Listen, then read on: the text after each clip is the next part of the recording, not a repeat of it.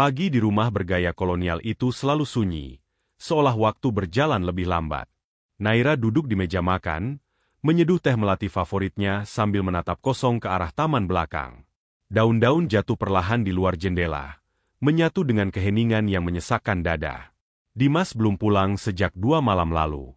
Lagi, ia menatap ponselnya. Tidak ada pesan. Tidak ada kabar. Tapi Naira sudah berhenti berharap. Harapan hanya membuat luka lebih dalam. Perempuan itu dulu pernah bahagia. 5 tahun pertama pernikahan mereka dipenuhi tawa dan perjalanan panjang. Mereka ke Jepang saat musim salju, tertawa di bawah lampu-lampu kota Seoul, dan saling membacakan buku di malam-malam Jakarta yang hujan. Dimas adalah pria yang dulu memperjuangkannya habis-habisan, bahkan melawan restu keluarganya sendiri. Tapi entah sejak kapan semua berubah. Perubahan itu datang perlahan, seperti air yang menetes dari atap bocor, nyaris tak terdengar, tapi lama-lama menggenang dan merusak fondasi. Dimas mulai pulang larut malam, lebih sering sibuk dengan ponsel, dan senyumnya saat memandang Naira perlahan memudar. Naira tahu lebih dari yang Dimas kira. Ia tidak pernah membodohi dirinya sendiri. Ia menyewa penyelidik pribadi saat curiganya tak bisa lagi diabaikan. Dan saat foto-foto Dimas berdua dengan Tania tiba di tangannya, lengkap dengan pelukan dan kecupan mesra di luar negeri, saat Naira mengira suaminya sedang dalam perjalanan bisnis, hatinya runtuh. Tapi ia tidak menangis, karena saat itu pula, sebuah rencana mulai tumbuh di benaknya. Ia tidak akan meledak, tidak akan berteriak.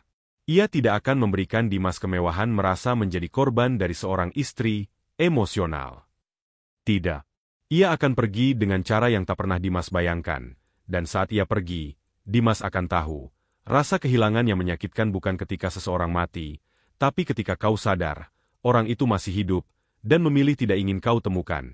3 minggu setelah kecelakaan itu, rumah besar yang dulu riuh oleh suara musik klasik dan aroma masakan Naira kini terasa asing bagi Dimas. Semua orang datang melayat, mengucapkan belasungkawa, menepuk pundaknya dengan kalimat-kalimat kosong. Sabar, Mas Dimas, Naira wanita baik, Tuhan lebih sayang dia pasti sudah tenang sekarang, tapi tidak ada yang tahu betapa hampa perasaannya. Bukan karena duka, melainkan karena kelegaan yang ia sendiri benci untuk akui.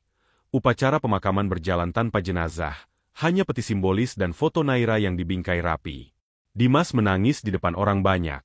Meski di dalam hatinya, ia merasa seperti aktor dalam sebuah sandiwara.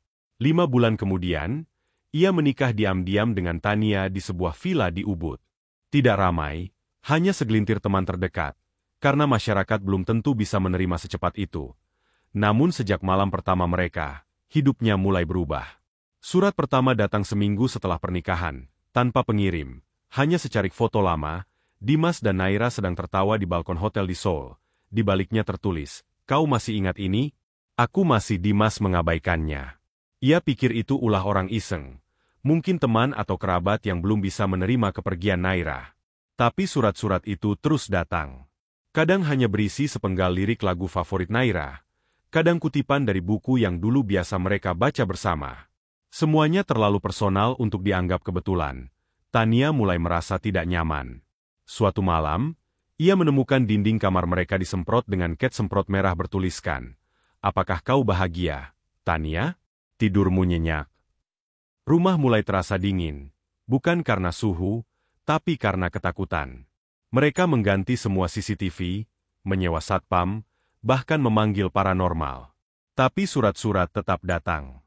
Lewat celah pintu, lewat mobil mereka, bahkan sekali ditemukan tergantung di lemari pakaian. Dimas mencoba melacak pengirimnya, tapi nihil. Setiap kamera seolah mati pada waktu yang bersamaan, atau menunjukkan sosok berjaket hitam yang membelakangi kamera, tak bisa dikenali. Sampai suatu hari, Dimas menerima sebuah flash disk. Ia ragu membukanya.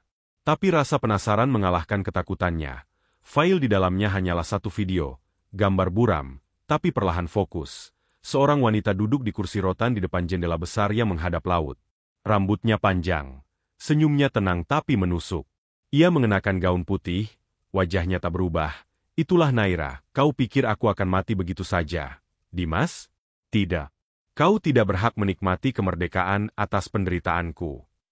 Selamat datang di permainan baru, suamiku. Aku akan ajarkan arti kehilangan sebenarnya. Layar hitam. Video selesai. Tapi hidup Dimas baru saja hancur mulai dari situ. Dimas mulai kehilangan kendali. 3 bulan setelah video itu, hidupnya bukan lagi miliknya. Ia bangun setiap pagi dengan jantung berdebar, tubuh berkeringat, dan pandangan penuh curiga kepada semua orang, termasuk Tania. Perusahaannya mulai goyah. Ia kehilangan 2 klien besar karena tidak fokus saat presentasi. Beberapa rekan bisnis memilih mundur, menyebut Dimas tidak stabil, bahkan berbahaya. Desas-desus tentang Naira yang belum benar-benar mati mulai menyebar di kalangan dekat. Seseorang bahkan mengaku melihatnya di Singapura, yang lain bilang di Bali, tapi semuanya samar, seolah bayangan yang tak bisa ditangkap. Tania semakin tertekan. Ia mulai merasa dikuntit, mendengar suara langkah di malam hari, dan beberapa kali mimpi buruk tentang seorang wanita bersimbah darah yang berdiri di ujung tempat tidur. Tania menangis, memohon pada Dimas untuk pergi dari rumah itu. Tapi Dimas menolak. Baginya ini bukan sekadar rumah, ini benteng terakhir kewarasannya.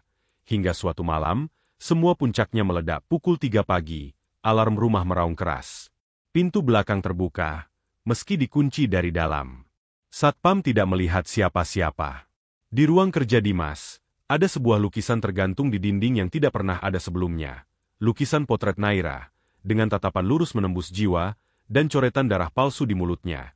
Di bawah lukisan itu, ada secari kertas. Tulisan tangan yang sangat ia kenal. Kau masih berpikir aku hanya bayangan? Ini bukan teror, Dimas. Ini adalah cermin. Setiap malam ketakutanmu, itulah malam-malamku dulu, saat menunggumu pulang dan bertanya-tanya.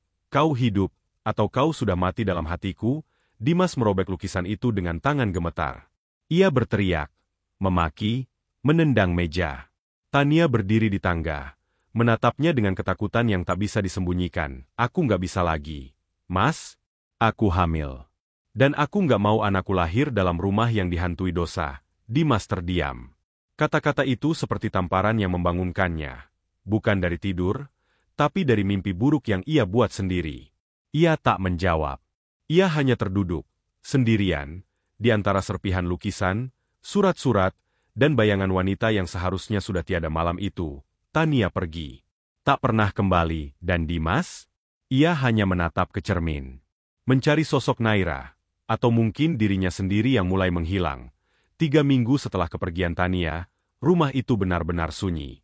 Tak ada suara langkah, tak ada dering telepon, tak ada surat-surat misterius lagi. Seolah semuanya berhenti bersamaan, Dimas tidak lagi ke kantor. Ia jarang keluar kamar. Tubuhnya kurus, wajahnya cekung, dan matanya sayu seperti seseorang yang tak tidur dalam waktu yang sangat lama. Ia duduk di kursi kayu dekat jendela, menatap kosong keluar seperti menunggu sesuatu. Tapi entah apa, hingga suatu siang, sebuah paket datang. Tidak lewat pos. Tidak ditinggal di depan pintu. Paket itu sudah ada di meja ruang tamu, ketika Dimas turun dengan mata kosong. Ia tahu, satu-satunya orang yang bisa meletakkan sesuatu di dalam rumah ini tanpa jejak, adalah Naira. Dengan tangan gemetar, ia membuka paket itu. Isinya, sebuah buku harian. Sampul kulit coklat tua, dengan inisial, NA, tercetak di sudut kanan bawah. Aroma buku itu masih khas Naira. Wangi lavender dan sedikit aroma teh yang ia suka taburkan di antara halaman. Dimas membuka lembar pertama. Tulisan tangan Naira. Rapi, halus, tapi syarat luka. Hari ke-37 sejak aku tahu tentang Tania. Aku masih tidur di sebelahnya. Tapi aku seperti tidur di ranjang orang asing. Aku mengucapkan selamat pagi, tapi yang kujawab hanya diam. Aku memasak untuknya, tapi ia bahkan tidak tahu rasanya. Aku masih mencintainya, tapi entah kenapa, aku merasa seperti hantu di rumah ini. Halaman demi halaman, Dimas membaca bagaimana Naira perlahan-lahan mati, bukan secara fisik, tapi secara emosi.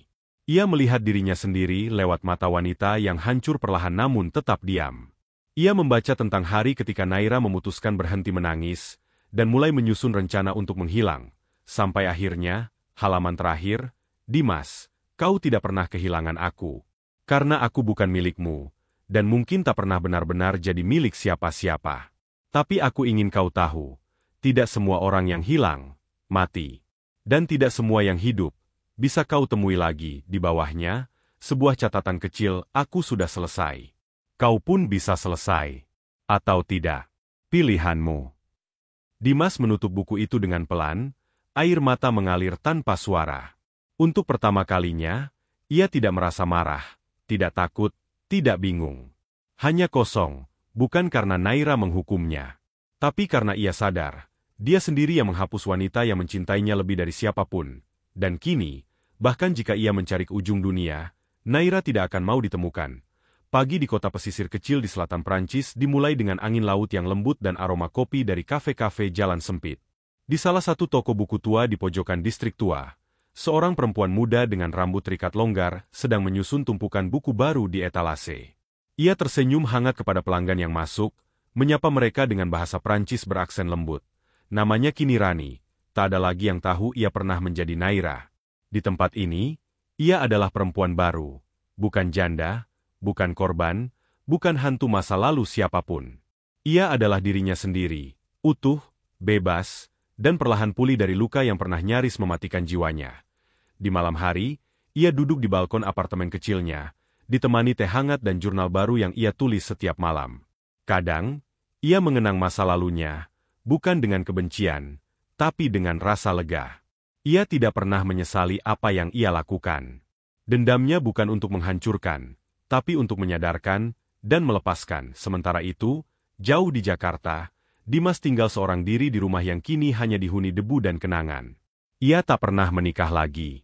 Bisnisnya masih berjalan, tapi tidak sekuat dulu.